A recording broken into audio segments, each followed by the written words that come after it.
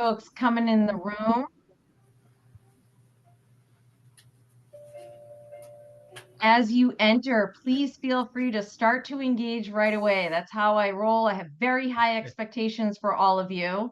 And I will be providing reviews of each of your performance at the end of this webinar. So I strongly encourage you to participate. It will help your score.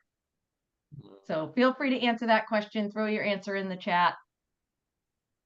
All right, And we'll Colleen, get started ready to in go? just a minute. Okay. Good morning, everyone, and welcome to our Success Express webinar. Today's topic is performance management that fuels business success. My name is Michael Mills. I'm on the program committee of the Chamber.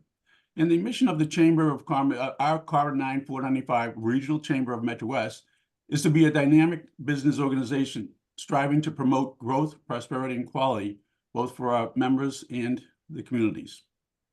Please, if you haven't, please turn on your video. It's very important that Dr. Como be able to see your reactions. And also keep in mind, this is a networking event and people want to see you.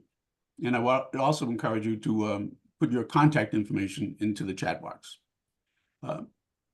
These webinars that we present are sponsored by Berkshire Bank. And we're very grateful for Berkshire Bank because due to their sponsorship, we're able to offer these programs to you, our members, free of charge. And so with that, I'd like to introduce Sonia DeCamure from Berkshire Bank to say a couple of words. Thank you, Michael. And you haven't seen my name in quite some months, and you haven't lost your touch with my last name. So this is awesome. Well, good morning, everyone. My name is Sonia DeCormier. I am a business relationship manager here at Berkshire Bank in Worcester. On behalf of Berkshire Bank, we are honored to be a presenting sponsor for the Success Express webinar of Corridor 9495. Berkshire Bank, we've been in business for over 180 years. We're a small community bank. We do inject a lot of money into a small local businesses. In the last year, we had provided numerous business loan and growth to our local businesses. We want to thank you all for joining us today. And again, enjoy the webinar with Dr. Como. Thank you. Thank you, Sonia. And now it's my pleasure to introduce today's presenter, Dr. Cherie Como.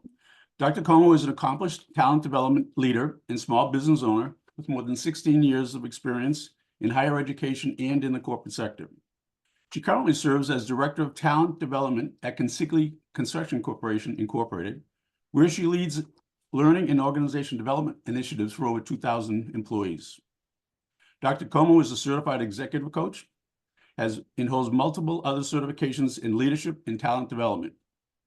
In addition to her role at Consigli, Dr. Como is owner of CC Leadership Solutions, LLC. She holds a Doctor of Education in Organizational Leadership from Northeastern, an MBA from UMass, and a Bachelor of Arts in Psychological and Brain Sciences from Dartmouth College. In addition to serving on the Corridor 9 495 Regional Chamber Metro West Board, she is also a member of the Board of Trustees of Framingham State University. With that, I turn it over to you, Dr. Como. Thank you so much. Hearing the doctor piece gets me every single time. I don't hear that much. I got a lot of laughs at work. I said, can we do it for at least a couple weeks for all the work I put in? And they were like, yeah, we're not going to give you that satisfaction. But there's a few that still hang on. So I appreciate that. Thank you so much, Michael. And thanks for welcoming me in. You all are certainly welcome to just call me Cherie. That is completely fine. It is a pleasure to be here today. And when I got the outreach from Michael to talk about performance management, I will say that the initial thought was, if I'd gone back 10 years and said, I'm going to be giving webinars and helping companies and helping Consigli as well, completely revamp and overhaul performance management, and that I'd be talking about it, I definitely would have laughed and said, yeah, that's probably not going to happen.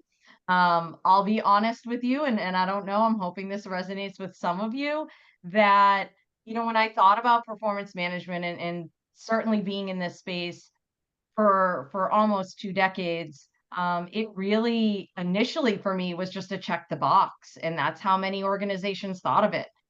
You had this once a year thing that was like this daunting ask. and people feared it. Then there was the feedback conversations. So I want you to be honest with me. I know I got a couple of those answers in the chat from the first question. Thank you. I am going to ask of you to make sure that you're engaging here today. So let me be honest, and then I ask that you be honest. When you think about performance management, what comes to mind? Why did you sign up today? What is top of mind? For me, it was, how do we get beyond just to check the box? How do we make this meaningful? How do we make it so that it's more impactful and actually effective for the organization, regardless of size? So what are some things that come to mind? And don't be lurkers on me. I want some engagement. I can see some faces. I do volunteer, so that's my fair warning. Showing your face or not, I can volunteer. So encouraging open communication, offering more training opportunities, absolutely. So right, the honesty around what is our mindset around performance management. So we're gonna go over quite a bit today. Before we do that, I want to make sure that we all are able to use the features that we have. So I don't know how many of you have used the annotate feature before. It is one of my favorite features on Zoom. If you hover into your toolbar, it should say annotate with a little pen or pencil looking icon. If you can't see it on your toolbar, then it might be under the more. It also might be under in the top under view. So if you can look for that and see if you can locate it, we're going to start doing something that will allow you to use that feature. If for some reason you can't access it, by all means, you can certainly feel free to use the chat. So my goal here today is to really talk about and share with you as much information as I can. I've cut this down several times over the past couple months. There's so much information around performance management. And my goal is really to figure out how to give you the tools, the resources, some strategies to enable you to understand and realize the impact that doing performance management well and being effective with performance management can really impact the business. And that's small businesses up through larger businesses. And quite frankly, not many organizations do it well. So even if we get to good, you're ahead a lot of organizations. So my hope is we have some strategies here that change that mindset around how this can be valuable and really fuel business success for you and become a competitive advantage for you. So I hope at this point you have found your annotate feature. Let's go over and see if we can make this work. So here's a couple questions. I'm going to collect some data while we also test the feature. So 2 questions you see here: how many employees in your organization, and how do you currently manage employee performance? So if you use that annotate feature, you can open that up and put a stamp right on that slide. You can do stars, you can do check marks, you can do X's. Yeah, there we go, Allison. Thank you, Betsy, Jeff, perfect. And if again, for some reason you cannot use annotate, you can throw those answers right in the chat. So give me a sense of who's here today. Excellent, couple hundred plus. Okay, we do check-ins and one-on-ones. Okay, feedback. Excellent. Excellent. There's more than that number of people here. There we go. Maddie, thank you. Rebecca. Excellent. I love that there's check-ins and one-on-ones. So for those of you that are doing several of these items, as we go through and cover these, I certainly welcome you to share. Again, either in the chat, we'll also have some opportunity to share out loud if you would like to unmute. We like when people unmute if you are so willing. All right. Thank you for participating there. So we definitely are able, people are able to access that. I thank you for that. We're going to go ahead and clear those drawings. And we will move right along. All right, so our agenda here, as was indicated in the description, looking at 3 key areas: creating an effective process, delivering meaningful feedback, and then retain and develop your employees. So why does performance management matter? I am stuck in the doctoral brain of making sure that there's research for everything. So some key factors, you can find statistics everywhere. Some key ones that stand out to me: for organizations that effectively do performance management, they're 4.2 times more likely to outperform their peers. They have 30% higher revenue growth, and they have 5% lower attrition. So if there's a reason, these are some reasons for you. That's super impactful for your businesses, regardless of size.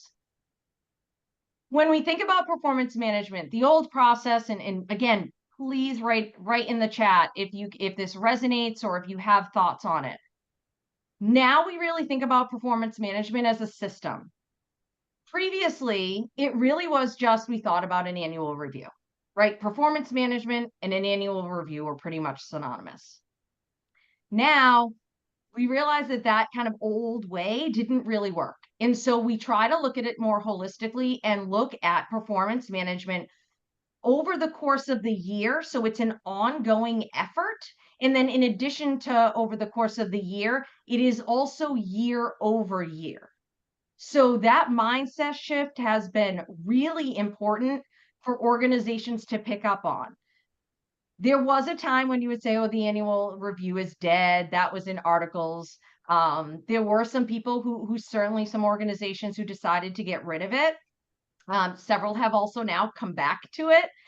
We were talking a little before this session started, and we were saying, you know, if you're looking to unfortunately get rid of somebody who isn't performing and you don't have any sort of documentation, it's really hard to make that justification as to how you get rid of somebody, involuntarily let them go, if you don't have the data to support it and you don't have that documentation. So we really want to look at performance management as a system. There's a variety of ways to look at this. I take different systems and put together my own. Again, this is really what resonates with you. So when I think of performance management, this system for me consists of planning, and then you monitor throughout the year, you develop again throughout the year. There's some sort of formal review, and then or reviews, and then the reward. And some images you see and graphics you see will include the reward, some won't. Some will include some other pieces or not include some of the ones that I put up here. These ones for me are the ones that I really work through and make sure that when I work with clients and through Consigli, that we are paying attention to all these things and understanding where they fit in the ecosystem around performance management. So a couple of things here. You will get a follow-up resource, which will have a lot of this information in there. So by all means, please feel free to take notes, but no, you also will get that follow-up resource from Carlene. And then you'll notice at the bottom of the page here, we have 3 main areas, and we'll track those at the bottom there. So you'll see that process is highlighted right now. We'll start with process and then go to feedback and then end up with retain today. So we're going to really hone in on the plan, the monitor, and the develop for the conversation today. Please feel free to ask questions, throw them in the chat. Carlene is reviewing those and will ping me should we have any questions there. So let's talk about goal setting. Throw in the chat, raise your hand if you want to unmute. Who's using goal setting in I would say a little more formalized way. So having employees actually write goals, reviewing goals, evaluating that they are smart and or they are measurable at least. So how many of you are actually using setting goals as part of your system of performance management? You can also use the little emoji hand raise as well if you would like. To each his own, however you choose to respond. I know you're out there. Where are we in the chat? Waking up this morning. There we go. So Christine, using goal setting. Not yet. Totally fine, Holly. So this is what I call the easy entry in. This is a way that you can get folks to buy into performance management. And if it's newer to your organization, thank you, Betsy, thumbs up. It is hard, Rebecca, you are absolutely correct. But it's an easier entry versus upfront work. What I really suggest and advocate strongly for is that you allow employees to lead this process. There are still organizations where managers will dictate what employees' goals are. They say, I give my employees their goals. The reason I would encourage you not to do that is because you want them to have ownership. You also want to see where their passions are. You want to understand what's resonating with them right now. Where's their focus and attention? So allowing them to lead this process, one, creates exceptionally good buy-in because then they're bought into, well, I helped create these goals, so I want to carry them out, being instead of being directed, right? Feeling like it's just a directive from a manager. So I strongly encourage you allow your employees to lead this process. That can be a little bit uncomfortable.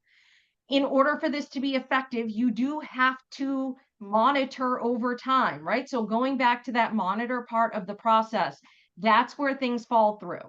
Oftentimes, what I see is we get all excited, similar to New Year's resolutions, and we're gung ho at the beginning of the year or whenever you're setting goals. And then all of a sudden, it starts doing this. And then come mid-year, 3/4 of the year through, you're like, where'd those goals go? What happened to those? Right? The same thing happens at work as it does in your personal life. So making sure that you have a system where you are checking in on these. The reason I say it's an easy initial step if you're not doing much in terms of a full process throughout the year is it automatically creates the opportunity for conversation. Oftentimes I'll hear people go, I don't know how to have the conversation, performance conversation with my employee or employees. This is an easy way. You can always talk about goals. It's a default that you can say, how is it going? What progress have you made? What are your challenges? What roadblocks are you hitting? Right? So there's some key conversations you can have throughout the year that if you just focus on setting goals, you allow that conversation to happen. And then you as managers or your manager needs to be accountable as well for having those conversations with you. If your manager's not going to have the conversation, I always say accountability partners are great. Find a peer, find somebody else in the organization. If you are if you are on your own and you're a business of one, I encourage you to seek out others. This is a great call to be on. Who in here can help you be accountable to those. Or a coach or a mentor can do the same thing as well. So again, it doesn't matter what size your organization is. This is a great opportunity. The SMART framework is the most well-known. I know that the chamber has offered some sessions on setting SMART goals and setting goals. So we're not going to go through that today, but I strongly encourage you to understand how to set measurable goals that you can really evaluate as you move throughout the year and at the end. How do you get people to think about goals? We find that a lot of employees are content where they are and don't think much about the future. So a couple of things. Thank you for that lead in, Rebecca. So there's a couple of different goals. I don't really cover personal goals here today. That is a third option, but the two that I focus on are operational goals and developmental goals. So when we look at operational goals, Rebecca, what I would concentrate on is if people are having a hard time with the skill development, which would be the developmental, I'd encourage you to foster the conversations around operational goals. So what do I mean by operational goals? Well, where's the business going? What are the goals of the business? And then how do I contribute to what the goals are of the business, right? How do those cascade down?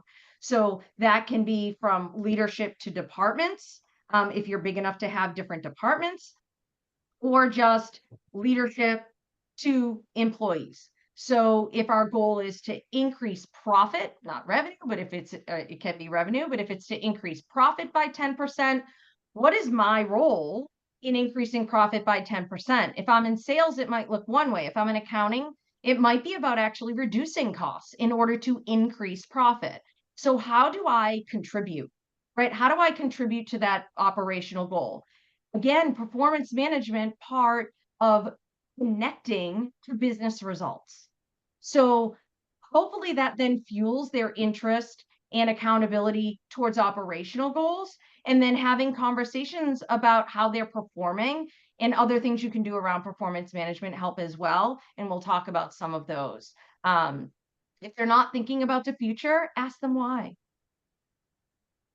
Even if they're not looking for promotion, not everyone wants to be a manager. Not everyone wants to be a leader. How can they grow in their own role? How can they contribute more to the team of the organization in the role that they're currently in? Is there a new product, a new service that you want to offer? Do you want to look at a process that you have that needs to be revamped and or updated? There's a lot of opportunities in the operational space. What we encourage is 4 goals. I usually say somewhere between 2 and 4. I'll go 5 if somebody really convinces me. But I don't want the laundry list of goals. I'd rather you have 2 or 3 really solid goals and work on those and make progress over the year than to have a laundry list of goals and make minor progress on a few of them. So really hone in on ones where I always ask, what's going to move the needle? What's going to move the needle for you personally in that development goal? What's going to move the needle for our team? What's going to move the needle for the organization? And those are all the same questions, regardless of what size you are. Depending on the organization, again, some may ask that you put personal goals in there. I always say, if you want to go on a cool vacation or you want to lose 15 pounds, if you want to put that in your goals, you're certainly welcome to. But I always say, if that's not a comfort level that you have, I always make that optional so that people don't feel the need to share that personal information. But the operational goals and development goals are key. And they're an opportunity, again, to continue talking about that throughout the year. Rebecca, I hope that answered your question. Feel free to chime in again through the chat if you would like any more info. So goals are a really great way to get things started. The next piece here, and I put this next, I really wanted to put it first, but this is a little bit heavier of a lift. So setting clear expectations. What I find with small to medium-sized businesses is at the outset, there's not clear expectations around what success looks like in a role. So how can I understand how I'm going to be measured? How can I understand what it looks like to be successful in my role if we don't define those expectations to begin with? So how do we do that, right? How do we do that? Oftentimes there might be a job description. I would say a job description is great, but that is to get the job. It becomes different when you are evaluated on how you're doing the job, right? Those are 2 different things. What does it take to get in the door? And then what does it take to be successful in the role? Inherently, the vast majority of people want to be successful. If you do not define what success looks like, how am I supposed to know how to get there? And it seems simple, but it is not done in a lot of places. It's not done to the point where there's outline of here are the expectations of the role. So what are some things that you can do? I'm going to give you a couple of tools. You can morph this as it works for you. I always say start small. So you do not need to do all of this, but there are just some opportunities here and some tools that you can leverage. So the first is what I call a job clarity scorecard. So as it indicates, a scorecard, there's some things in here that you can include. You do not have to. Again, these are optional, but I wanted to put up a variety of things. So you would start with the job title. Depending on the size of the organization and how much work you want to put into creating a scorecard, you can do job families, right? So if you have accounting, for instance, or sales, if you have multiple people in different levels, you could put a job category versus the actual role. But I do encourage you to try and do the roles. It just makes it more personal for somebody to understand, how am I evaluated versus how is my manager evaluated, or how is the senior level person evaluated in comparison to me. This will also allow conversations around advancement. If I understand how I'm measured in my current role, and I can see a scorecard for the role that's next in line, I can get an understanding of, all right, where are the gaps for me? That then leads directly to, where should my development be? And how do I focus there? So you can word the second line, primary purpose, or how this role supports the business. How does this role provide value? It's really important for people to feel like they're adding value to the organization. So what does that role have that is contributing to the value of the organization? outlining that for them so they understand how they contribute to that bigger picture. And then a couple of the three down the bottom are things that, again, you do not need to include all, but these are just some suggestions for you. So key responsibilities, about 3 to 5. Those would start if you already have job descriptions. This is a great place to start because you might always already have some language around these, some job duties. I always err on the side of fewer, right? Don't make this daunting for yourself to create and or for the individual to be successful. So make it clear. That's why I stay 3 to 5. 3 is fine. And then the success metrics, or some may refer to them as KPIs. How is performance actually measured with regard to those responsibilities? Sometimes there's rating systems like a 1 to 5 or 1 to 10 scale. Sometimes there's an actual rank order. Other times when you go to the bottom line around critical skills and competencies, there may be language around meeting, exceeding, below expectations and or consistency of performance. So you can do this in a variety of ways. Do what works for you. What we have done at Consigli is we have really focused on that last line. We have really focused on the skills and competencies. So connected to a scorecard, there's also a tool. Are you familiar? You can raise your hand, you can throw it in the chat. Either skills models or competency models.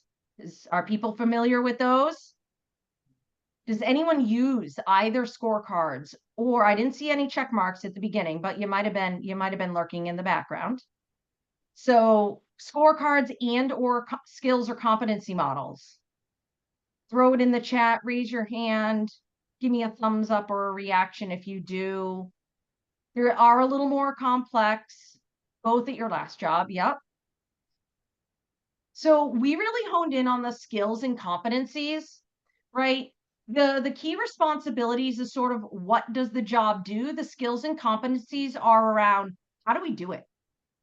How are we successful? What are those behaviors and skills that I need to be really good at? And so I keep that number, right? Tolerable, not the laundry list. So 4 to 8. And that can be a combination of technical skills and soft skills. You can lean one way or the other, depending on the nature of the organization and or the needs of the role as well. So 4 to 8, I try and do some of both. So ideally, if you have 4, a couple technical skills, a couple soft skills. As you get into management leadership positions, it may sway a little more towards the soft skills. The understanding would be you have the technical competencies to be there. And then you're really honing in on those management leadership skills. So those are some opportunities for you. Again, this is a little bit more of a lift, but we created skills models in Word documents using tables like you see here. So this is not about investing in fancy software. This is not about using a cool tool. You can use Word, you can use Excel. It is not something that has to be overly daunting. You certainly can hire somebody to help you understand how to work through and create valuable scorecards and or models. But it is also something that you can do yourself. Again, starting with whatever you have and then also leveraging your employees. So similar to the goal setting, I would strongly encourage you, if you have some rock star employees, as you're creating either scorecards or skills models, bring them into the fold. What does success look like? It looks like them. So let's figure out how they would evaluate that role. Let's figure out what skills and competencies they want to include. We did some focus groups. So again, I know that there's some companies here that are over 100. You likely have the opportunity to do some of that and have those conversations and pull some more people in. For the smaller organizations, right, you may only have a couple folks in a role.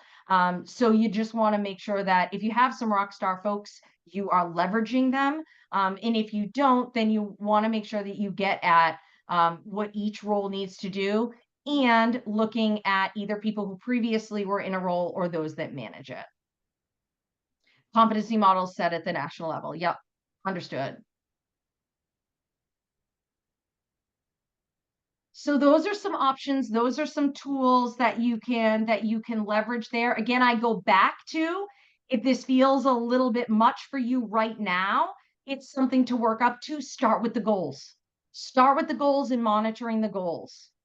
And then move into something else, whether it's the key responsibilities or the skills and competencies. You don't have to do it all. You want to pick things that are going to resonate and then are going to get people to buy in. So the next piece of the process is around when and how do we do this and how often. What I often find is that we want to do all of it. So we go from 0 to 100 really quickly.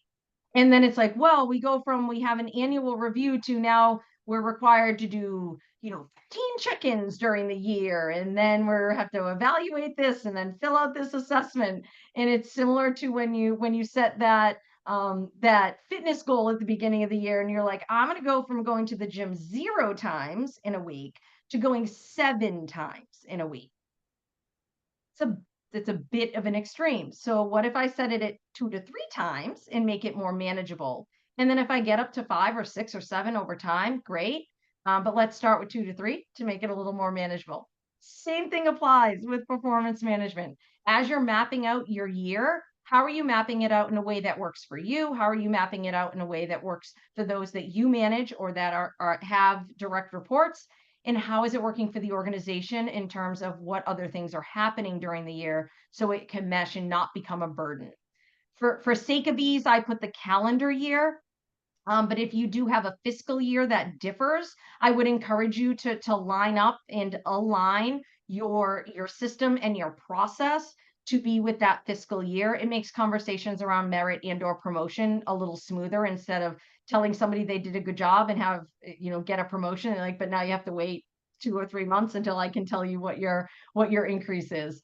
So you want to make sure that it is aligned, but for sake of ease today, we'll just use this. So what are some options, right? So you might start with goal setting at the beginning of the year and then really just use quarters. End of Q1, have a check-in, end of Q2, have a check-in, end of Q3, and then the end of the year, you summarize that year with that more formal annual review. Now, where it says annual review, could also be another check-in. Several of you indicated that you're already doing check-ins and one-on-ones. I encourage you and challenge you to make sure we're talking about performance conversations and making sure those check-ins don't get lost in day-to-day tasks. What I often see is that check-ins become, how's this project going? How's that task doing? Are you moving forward on this? And it becomes super specific to the current projects and not actually focused on the goals, the overall objectives for the year. So make sure that you are having intentional conversations around performance as a whole. You certainly can have the conversations and the check-ins and the one-on-ones about the tasks and the projects. But if you're doing that, I would encourage you set up different meetings for what I'm calling a check-in, which is a performance check-in. Okay, don't get stuck in the trap of just talking about the day-to-day stuff and make sure you bring it up to higher level. What are those operational goals that you're working on? What are those developmental goals that you're working on in terms of skills? Just another example, a little more involved here. So again, as you progress, how could that look in what might be a little different? So I challenge you to think about, how would you map out your process? In the document that Carlene will send you after, I have a blank one of these, so the months are not in there. You can map it out if you would like. I'm a paper pen person, but if you're not and you want to do it virtually or digitally, you can certainly do that as well. But what does that look like, and what do you want to include at what cadence? So off the top of your head now, just thinking about it, and I know some of you want to give this more thought, I certainly respect that. But when we talk about what you could include, what comes to mind in terms of something you could do differently moving forward, either for yourself, for your team, or for the broader organization? Is it goal setting? Is it the cadence of check-ins? Is it just adding more check-ins, making sure check-ins are more performance focused versus just task focused? Do you do an annual review, a mid-year review, a little more formalized? Do you want to incorporate scorecards in those? What are some things that you would like to incorporate? Go ahead and throw those in the chat and or note them down on your paper so you can keep track of that. So again, we'll look at a little bit of data here. So some areas where companies that have that continuous performance management going on. So when I say continuous, right, throughout the course of the year and year over year, what is the impact, right? What do the numbers say? So when we talk about why is this important? Well, it's important because there's 66% increased productivity. There's 44%. They're better at retaining companies are better at retaining top talent, and 64% achieving top goals of the organization. It's pretty impactful numbers, pretty impactful data.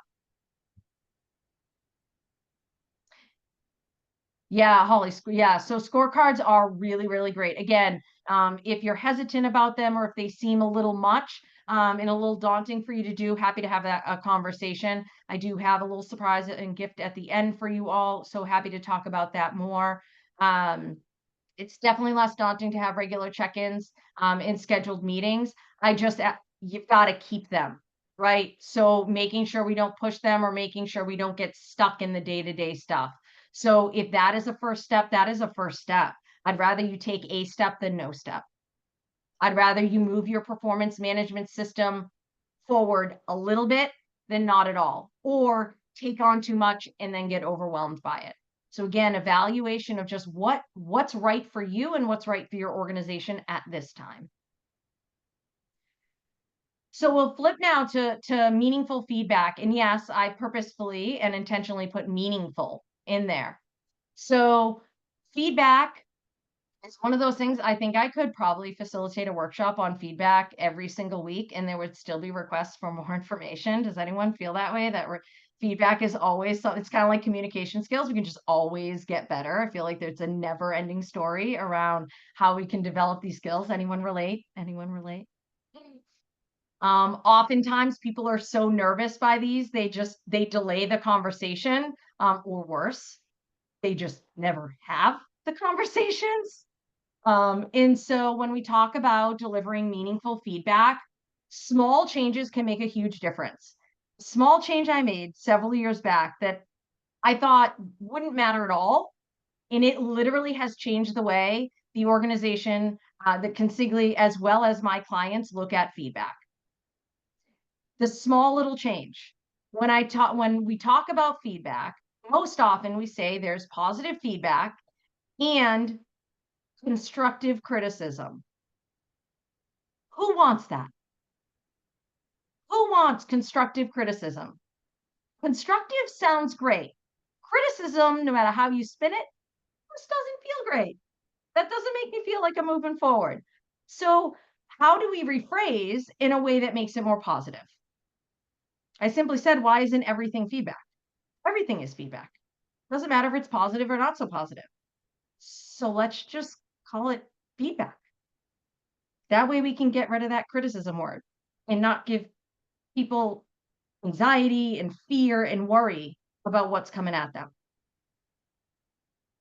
Simple change moved our performance management efforts forward, has moved my conversations with clients who are managers and struggle with feedback. We have coaching calls all the time, and they're like, my employees are so much more receptive to this now that I just refer to it as it's feedback. We're just going to have a feedback conversation. We're going to have a performance conversation around feedback.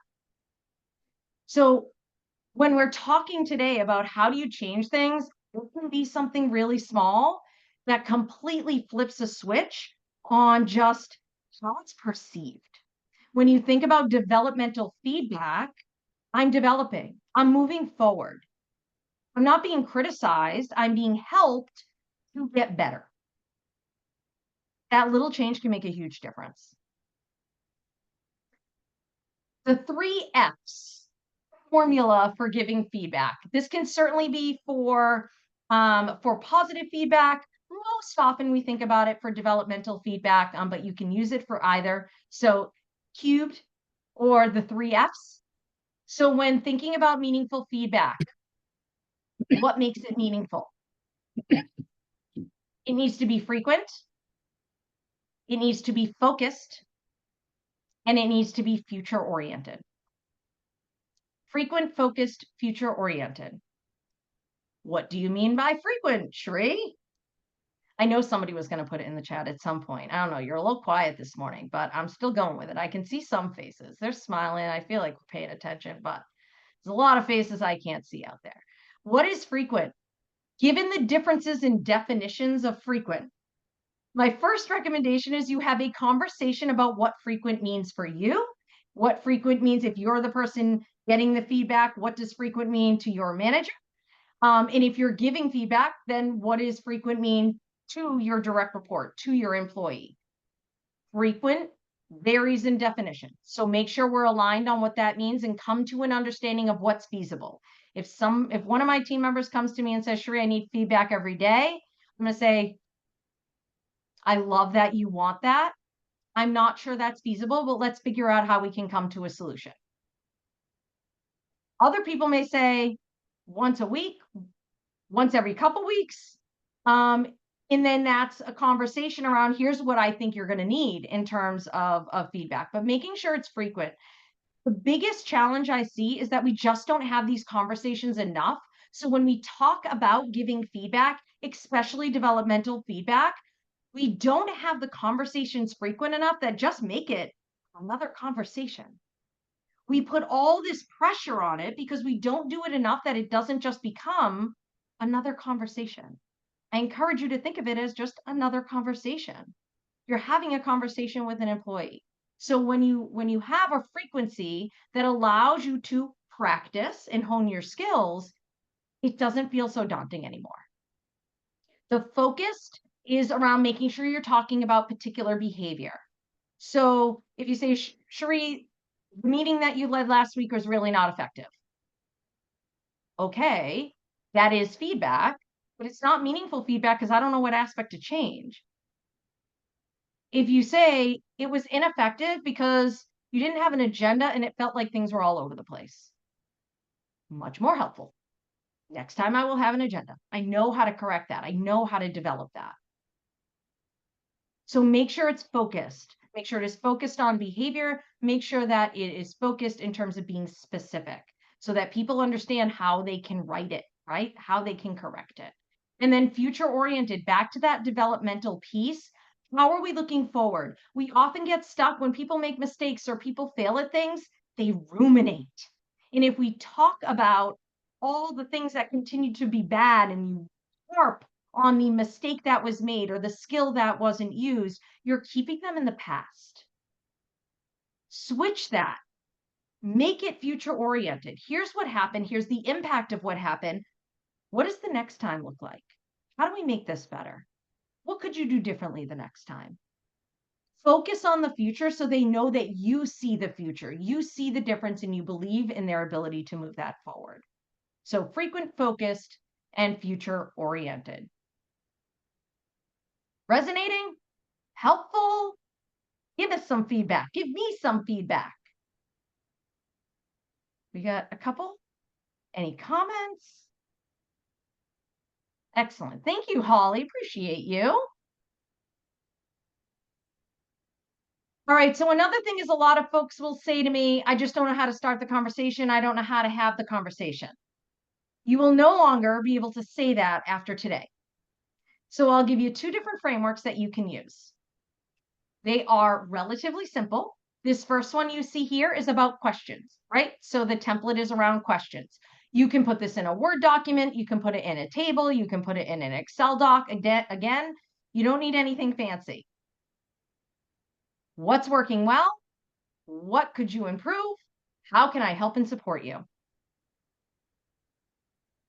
The what's working well gets at those positive behaviors and the wins that have happened. The what could you improve gets to identify those growth areas and the impacts of the behavior.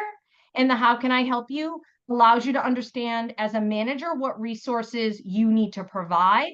If you are the employee, then you want to identify and help your manager identify those resources. What do you need to be successful? How can that manager help you? And then the thing I always come back to is behavioral style. You learn over time. Different people are very different and they have their own styles. How people like to receive information and feedback and how people like to be supported is very different. The more you can understand behavioral style, the better you will be at giving and receiving feedback. And you will learn that about folks over time. But if you have access to anything, like I use DISC and predictive index quite a bit, there are other Enneagram, any of those behavioral assessments are incredibly helpful to understand how people naturally operate and how they will approach feedback so that you can then approach it with them in a way that they will be receptive to it. And or you can advocate for how you receive feedback and therefore others can adapt so that you receive it positively. The next one is similar. It's just instead of questions, we frame them as topics. So in this feedback conversation, we're going to cover accomplishments and strengths, challenges and areas for growth, and support and next steps. We get at similar things in a little different way. So the first one was questions. This one is topics. I love the moments of magic phrase. So these are your wins. What are the moments of magic you had since the last time we met? What are those wins that you had? What were some skills or strengths that we want to highlight? The challenges and areas for growth, talking about roadblocks, talking about just some struggles that you and or others might be having. And then instead of skills to highlight, we're looking at skills to focus on for development. And then the next steps, the resources stays the same. The difference here is in the next steps. Again, that future orientation is around, what are you going to do? What are you going to do here before we leave? How are you going to take this information and take action on it moving forward? What can I expect to see? What can I expect to get from you in the coming days, weeks, based on this conversation? So those are a couple templates. I will continue to reiterate, if you do goals, you can have similar conversations and use that as a template as well. So 2 here plus a goals conversation. So you now have 0 excuses to say you don't know how to have the conversation, right? Just start. You get better as you go. Don't make it as much of a big thing. Just think about it as a conversation. So I'll pause here for a moment. Again, how are you going to improve feedback? You can use the annotate feature if you want to be fun and annotate this slide. You can also drop some things in the chat, and or if somebody is willing, I would welcome any thoughts. If you want to unmute, raise your hand and then Carlene can unmute you. In terms of how can you improve feedback, what from what we just covered could you start to incorporate that could make some changes? Again, either for yourself, for those that you manage, and or for your organization.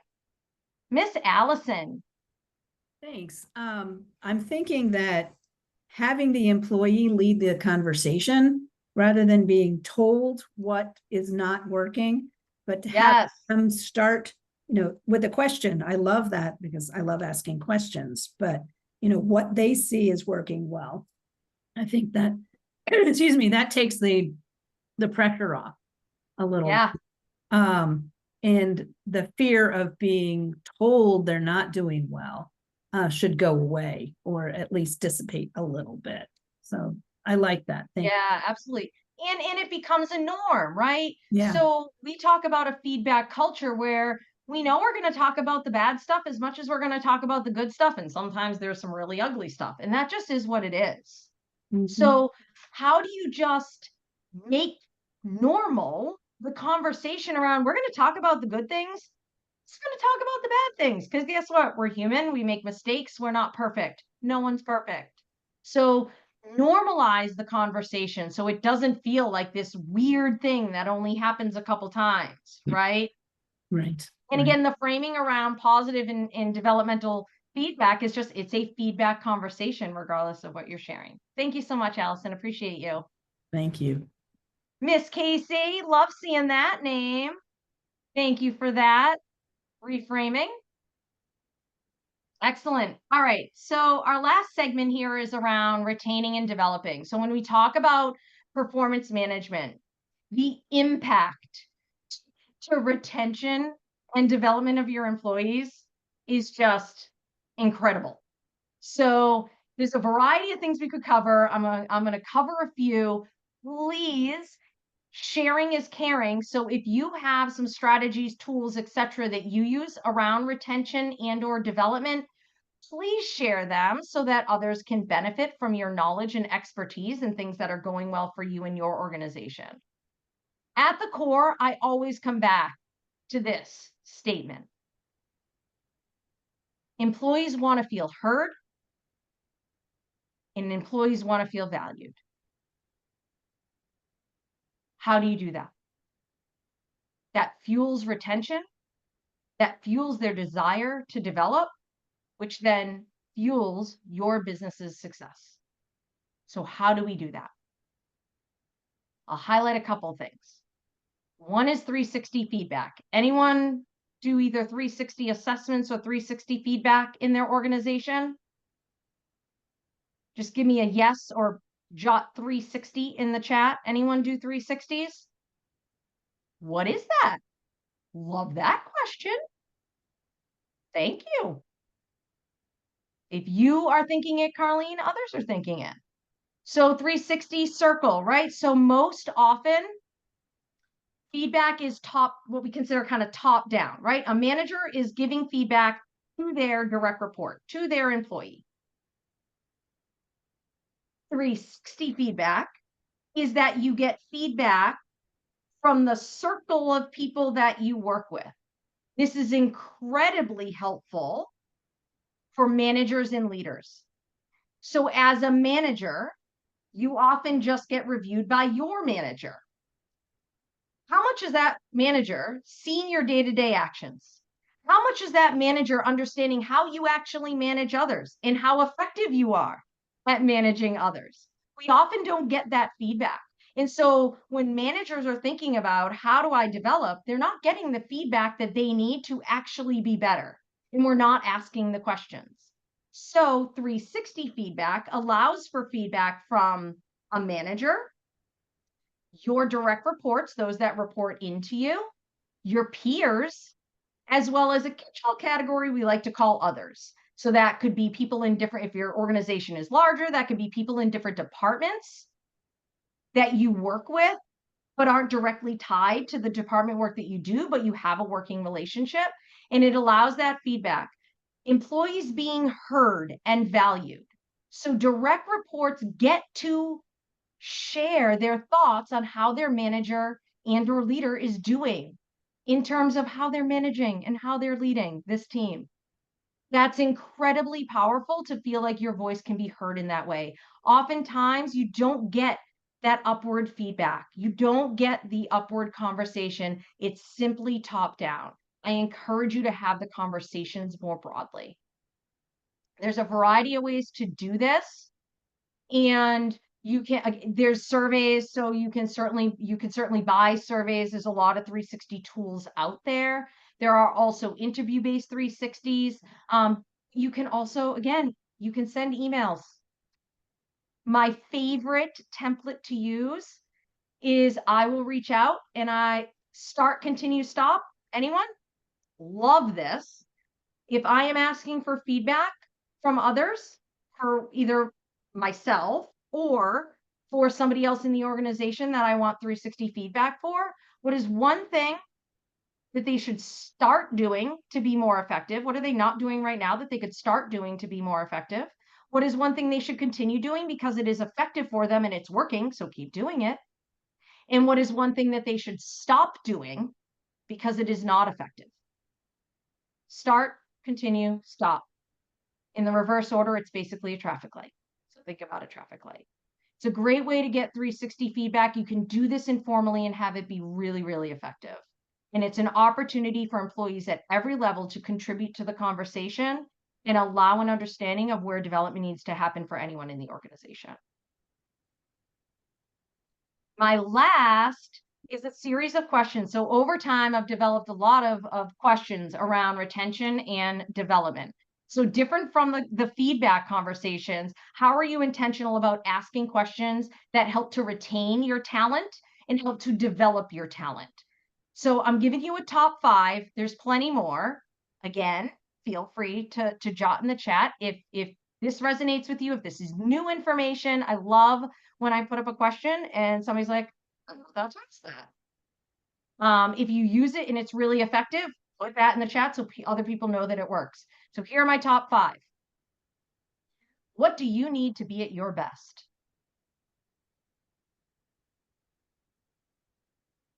What training or development opportunities do you wish we offered? What do you like most about your role, least about your role? I may not be able to change everything, but if I can have somebody do a little more of what they like or a little less of what they don't, it can make a world of difference. And it could be pretty simple to do. I just need to know it. The smaller the organization, the more flexibility you'll have here, right? The larger the organization, kind of the structure around roles gets a little tricky. But again, I'm happy to have that conversation because we can be really creative. They're really creative, even within the confines of a role. If you could change one thing about your job to make it more fulfilling, what would that be? You can feel free to screenshot as well, but these will be in your follow-up resource. And what's one skill or strength you have that you don't get to use often enough? What are those hidden talents that I don't get to see? So often, your employees and yourself, so I challenge you to ask this question of yourself as well. So often, employees are not using a skill because it's just not part of the role. So we don't know what they're hiding. We don't know the magic that they're holding inside unless we ask. So ask. Don't be fearful to ask. So these are my top 5. Again, you can annotate if you would like, and put some marks in those. That the left boxes are for my stamps. If you want to use the check marks or the stars and be fancy. Otherwise, you can throw it in the chat as well. I'm not calling anyone out today, so I'm being kind of nice. I hope you're thankful for that. I do love voluntelling. So I'm holding that down. Thanks, Carlene. Love that heart. Excellent. Are any of these new for anyone? Have you never asked one of these questions before? What stands out? What's something? Yeah, absolutely, Betsy. Again, like these conversations you also get to learn about your employees so differently, right? You get to make a connection that you haven't made before. It's really cool. Awesome. Thank you so much for all those stamps. Appreciate you all. All right. Let's wrap this up. This could be like an 8-hour session, people.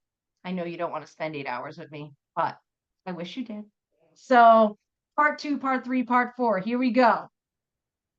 So as we wrap up, I'll put some stuff in the chat for you as well.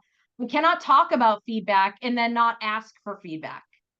This is exceptionally important to me. This is exceptionally important to the chamber. So I will share this information back with Carlene. I ask you to scan the code with your phone. You can then put it aside while we wrap up here, and then you can go back to that evaluation. I am all about continuous improvement, and I really appreciate the feedback. The survey will ask for your name and email. It is not required for you to complete the survey. So if you do not want to put that in there, you do not have to. It is anonymous otherwise, and there's just the smileys. So you get to fill that out. It's super easy. And then I will also put this link with the code in the chat as well for you if you prefer to do that after. But I do ask both for the benefit of what resonated with you today and what didn't, as well as for the chamber, so that they can understand what sessions are going to be valuable for you moving forward. Create an action plan is always what I end with. Always, always, always. This 1 hour is only worth your time if you do something with something that you learned today. What nugget or 2 did you pick up, and how are you going to implement it?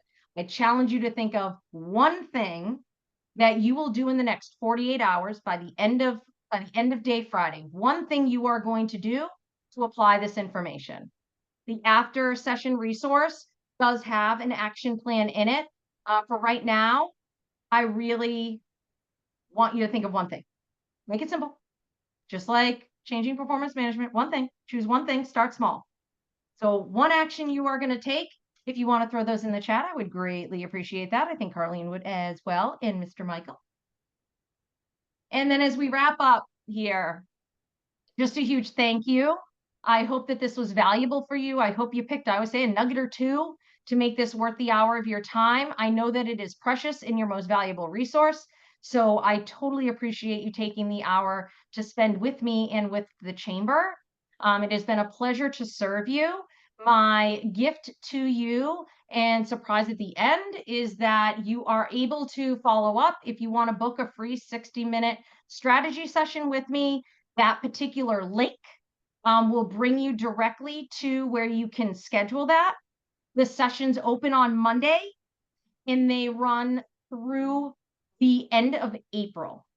So only till the end of April, you can take advantage. And if there's somebody else in your organization that you're like, I want to be on the call, but I really think it would be helpful for my manager or for HR or for somebody else, bring them in. Bring them in. I am here to serve. I want to make sure you take action, and I want to make sure that you move yourself forward in terms of performance management and understand how it can truly fuel the success of you personally, your team, and your business. I thank you so much for your time and appreciate it immensely. I appreciate the opportunity to serve, and thank you to Michael and the committee and Carlene for inviting me. I'm happy to stay on and answer questions as well. Okay. Thank you very much, Cherie. And I'm sure everyone got as much out of it as I did. I think, particularly like your plan, your monitor, develop, review, and reward. I think that job clarity scorecard is great. Feedback, not criticism, frequent, focused, and future oriented. A lot of good points, And I thank you for that. Again, to all people, thank you for attending. You'll receive a survey in the next couple of days. Please fill it out. Particularly tell us what subject would you like us to present as a webinar in the future? Again, thank you all. And again, Cherie is available for comments if you like. Thank you.